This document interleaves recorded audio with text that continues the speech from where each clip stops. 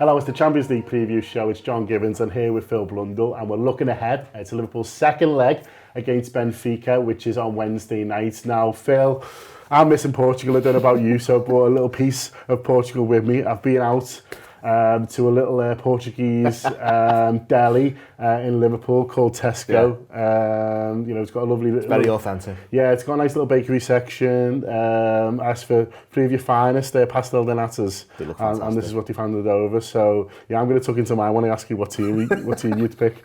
I've got it all sorted. I'll give you an answer really quickly to really annoy you then. Same as last time, John. Picks itself. And I'm like... Unchanged. Yeah, exactly. Yeah, I don't know what my move will be if you do that, Phil, to be honest with you. Maybe you don't get this gig again. Maybe with the one. So, stay tuned to find out. No, it's a big game in a sense in that it's a Champions League quarter final. It's been made obviously slightly less big by the result we got out there. We both went out, had a good time, and I remember talking to you and a couple of others in the day, and you were saying, although you don't want to be complacent, we should have too much for them.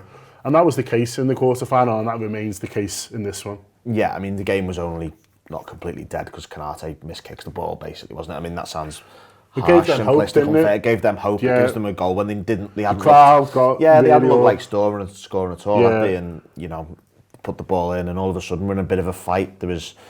The atmosphere really lifted. The players got an extra 5-10%, and thankfully managed to kill it at the end. I'd have liked to have been a bit further clear, because I think you're a bit further clear, you can probably do a bit more in terms of the changes you make.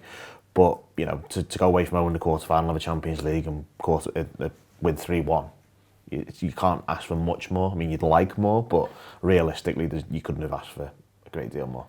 No, when you look at the other results and things like that, and what people have got to do. Our friends Manchester City, who play again at the weekend, got a 1-0 win at home. It's all right, but it means they're going to have a very different Wednesday night to feel like that we're going to ahead of the semi-final. I mean, they pay a lot of money to swap with us. I suspect Chelsea would as well. So, the draw was obviously kind, but just because you get a kind draw doesn't mean it's a gimme. You've got to make the most of that draw, and what we've done for me is we've sort of taken the edge out of it, and we're able to go in tomorrow and probably not play as intense as we might need to be in other games, make a few changes. There's the 5 subs, and you can probably give people 35-40 minutes rest who start games and just keep legs ticking over.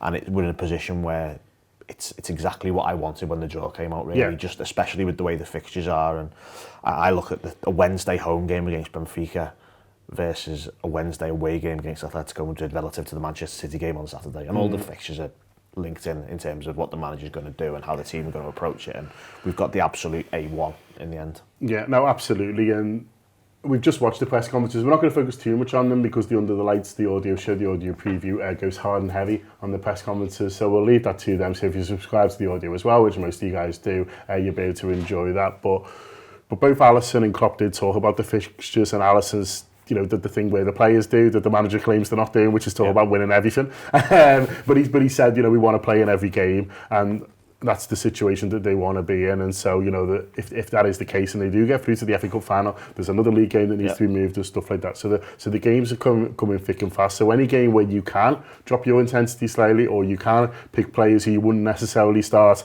in an FA Cup semi-final against Manchester City, for example, then all the better. Yeah, absolutely. This is just going to be hectic. The next 6 weeks is not from just the players' point of view, the fans' point of view as well. It's hard going this year. It's really hard going.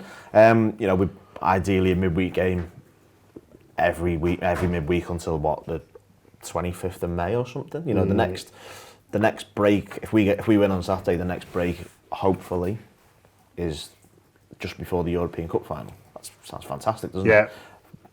Meaningful football every weekend and midweek for 6 weeks is what we're all in it for, isn't it? Yeah.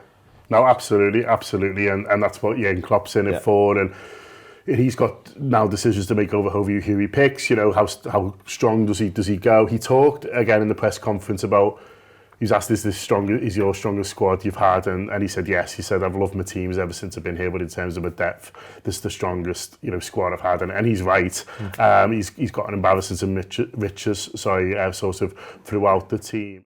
Alright, the Reds, thanks for watching a little bit of a premium Anfield Wrap video there. If you want to watch the rest of that show and get access to much, much more, click join below. That activates our YouTube membership. It means you get a premium video every day of the week. You get our post-match content, you get reviews, previews and exclusive interviews, all here from the heart of Liverpool. Follow us, follow them. Up the Reds.